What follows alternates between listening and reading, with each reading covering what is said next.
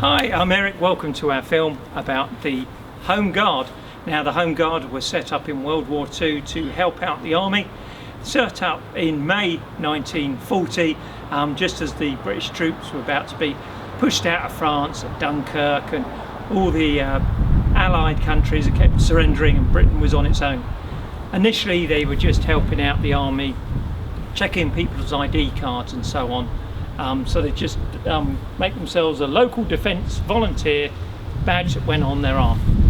As time went on, they eventually got uniforms, and Winston Churchill decided to call them the Home Guard. He thought it sounded more dynamic and he wanted them to have a more active role. So here comes Sarah in my uniform.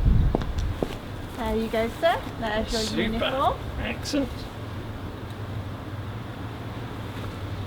So you'd have the regimental badge of the local regiment of whichever county you're in. So I've got the Lincolnshire one, and on their arm in Lincolnshire the Home Guard had the Lincoln Imp.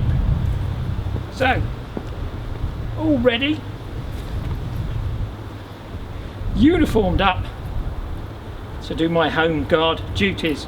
And they only had the imp on one shoulder. Sarah, what are you doing here? I didn't think women could join the Home Guard. Women actually could join the Home Guard on an unofficial basis. Many local regiments allowed women to actually join up, but they would be doing duties such as catering, driving or administration. We were not actually involved in military conflict.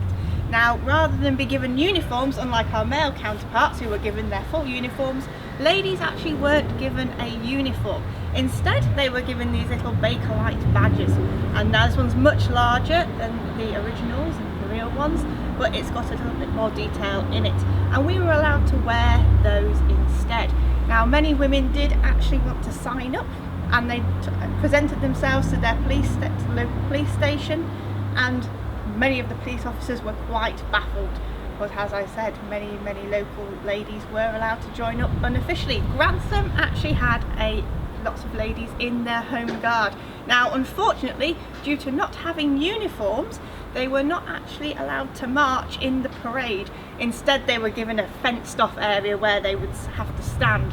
Now, that meant that the ladies were rather unhappy about it and actually decided to boycott the march, and instead didn't turn up, and the fenced off area was left completely blank and completely deserted. And we don't know whether or not the single male member of the Grantham Home Guard actually did march in the parade. Yes, that was the intelligence unit, wasn't it? Yes. Doing intelligence corps stuff, very important stuff. So at the beginning of the war there wasn't enough guns to go round for the Home Guard, so sometimes they'd bring in their sort of shotguns, or sometimes get a broom handle and stick a knife on the end, or they'd make a dummy gun like this wooden one here. When they eventually got guns, they had a different size bullet to all the guns used by the rest of the British Army, which meant it was a heck of a problem when they wanted any spare ammo.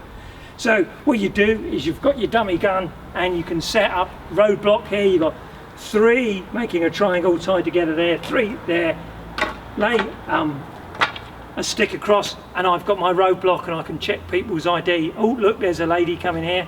She looks dodgy. Hope she's not a German spy. Good morning, sir. Morning. Or a paratrooper. Everyone had to carry their ID cards. There we go. Thank you very much. Am I safe to go through, sir? You're safe to go through, madam. Thank you.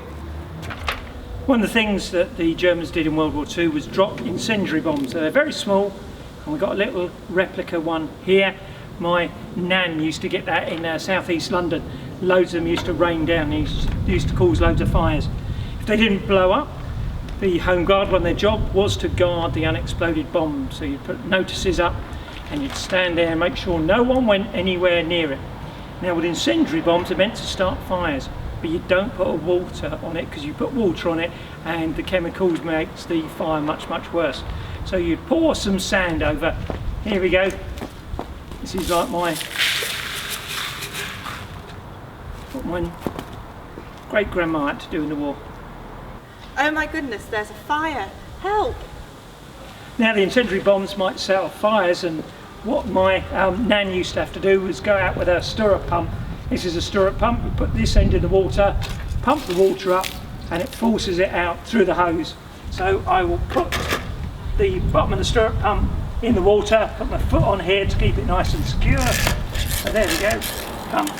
Takes a bit of time for the water to come through. There we go, and we can put the fire out at a nice safe distance so I don't get injured. One thing you can get your troops to do is learn a bit of German, very useful, especially if you're capturing prisoners.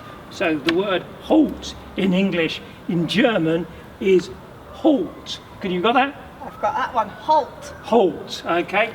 Hands up, Hände hoch. Hände hoch. Put that revolver down, Pistol ablegen. Pistol ablegen.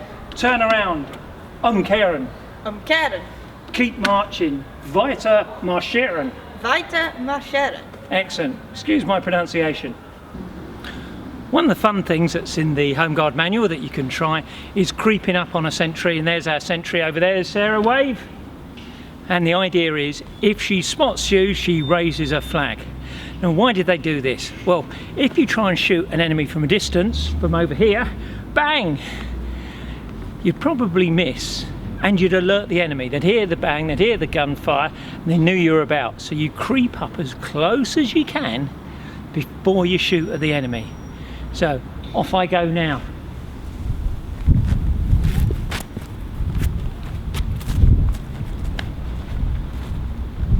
Bang! So we're going to patrol through a wood at night. Why are you taking your helmet off? Well, the thing is, if I accidentally hit a tree, I end up making a huge noise. Ah, so like this. Yes, exactly like that. Super, so take your helmet off. Oh, the other thing you can do at night is occasionally, if you're in the trees or just patrolling anywhere at night, is you crouch down, and then the enemy, you should be able to see them easier because they'll be silhouetted against the sky. Okay, so how are we going to stop the enemy seeing our tanks and armoured cars? Well, nice easy solution. All we have to do is camouflage them. Going to use this camouflage netting. Cover them over. Where are they gone? So one of the fun things you can do with the kids, and what we do here is we've got an air raid siren here, and we've got an air raid shelter behind. So I set off the air raid siren, and then I say to the kids, come on, into the air raid shelter you go, off you go, quick.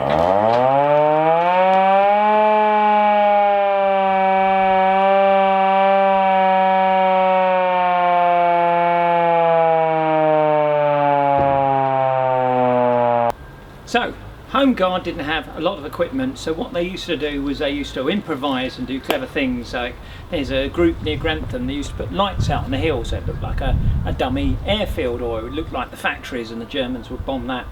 But I like doing a dummy minefield. So we've got some plates, blank sign and a piece of chalk. Where are we going to make a dummy minefield, Sarah? Oh, I think just here on this lovely piece of grass will be nice and easy to make one. So we take our sign here, we just write minefield on the sign there. There we go. Let's have some plates. All we have to do is scatter them around so they look like lines. So you bury them in the ground so the top's showing so it looks like a mine. Now the Germans, if they twig that this isn't a real minefield, what they're going to do when they meet a proper minefield that's laid by the regular army, they're going to go, this is a fake as well, walk across it, send their tanks across and all get blown up. So, bit of initiative there. Hand grenade practice. Well, we've got a replica metal hand grenade here. I'm not going to throw this because it might hurt someone. Now with a hand grenade, once you take out the pin and release the lever, you've got 7 seconds until it blows up. One of the fun things I like to do when we get kids in doing workshops is do hand grenade practice. So you hold your hand grenade in front of you in your right hand. Have you got that, Sarah? I've got that. Holding the pin with your left hand. Turn yourself sideways so your left shoulder's facing towards your enemy. You pull your right hand back, and as you pull your right hand back, your left hand that's been holding the pin should still have the pin in it. So the hand grenade's ready to go. Put your left hand with the pin in it in the air, bend your knees slightly and throw. Fantastic. We've got some more hand grenades in there, so remember, Sarah, hands in front of you, turn sideways, right hand back, left hand in the air, throw, and we keep doing that until we run out of hand grenades or we run out of enemies. You can split the group into two and see who can get it into a target, who gets the most hand grenades in the target. Great fun, bit of hand grenade practice. Well, we're here in the Museum of Lincolnshire Life in the parade ground, and this is where they used to parade soldiers, so it's nice to do an army parade here. So what you do is you start by getting them to squad, fall in, and make sure they always do a right arm drill to check they're an arm's length from each other. Now we're going to start by getting Sarah to stand at attention, so wait for it. She will stamp her left foot next to her right and put her hands by her sides in fists. Ready, squad, attention! Super duper! Squad, stand at ease. When you stand at ease, you move your left foot away from your right, make sure they're in slightly a V shape. Your hands should be behind your back, left in your right. So squad, attention! Fantastic! Right, we're going to try marching on the spot. It's called marking time. Start with your left foot and march on the spot. When I say squad, mark time, left, right, halt, squad, stand at ease. Fantastic. Let's try squad, attention. We're going to try a right turn. You swivel your feet towards the right and then you stamp your left foot next to your right foot. So squad, right, turn. Squad, left, turn. And let's send her off into the distance. Are you ready? Squad, mark time. Squad, forward. Right, well, the Home Guard didn't have rifles for much of the time, so they often used broom handles in their practice. So we're going to practice like we've got rifles. So at the moment we have our arms are ordered, which means they're on the ground. So when I say slope arms, you'll lift it up, put your left hand in the middle of it, right hand at the bottom, put it on your right shoulder and left hand back. Are you ready? And this is a simplified version of what I do. Ready? Slope arms. Squad, honour arms. And make sure their arms straight. Squad, slope arms. Left hand in the middle, right hand at the bottom, left hand back down again. Squad, order arms. Fantastic. Squad, slope arms. Squad, mark time. Left, right, left, right, left, right, left, right, left, right, left, right. Forwards! Left, right, left, right, left, right. Outside the Museum of Lincolnshire Life, we've got an actual World War II relic. This wall is very wide, and the reason why, it's a tank trap. It's designed to stop tanks, and there was these all around Lincoln, and this is one of the only ones that survives. World War II tank trap. Well, as well as our fabulous workshops on World War II and World War I, Victorians and transport and engineering we do at the Museum of Lincolnshire Life, and our workshops at the castle and the collection on medieval life and Romans, we also do loans boxes. So if you can't get in, we can bring the museum to you by you coming and hiring out one of our lovely loans boxes. This is one of our World War II ones, so original World War II helmets, books from the time, coins of the time, badges, and something very rare in the war, and the ladies will appreciate, genuine pair of silk stockings. Thank you very much.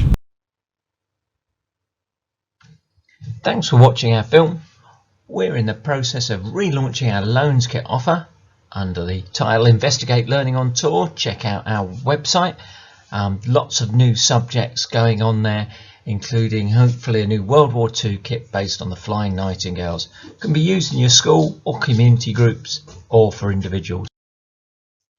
We also do Victorian World War I and transport and engineering workshops at the Museum of Lincolnshire Life, plus lots of other fun workshops at the castle and collection. Check out our website or drop us an email.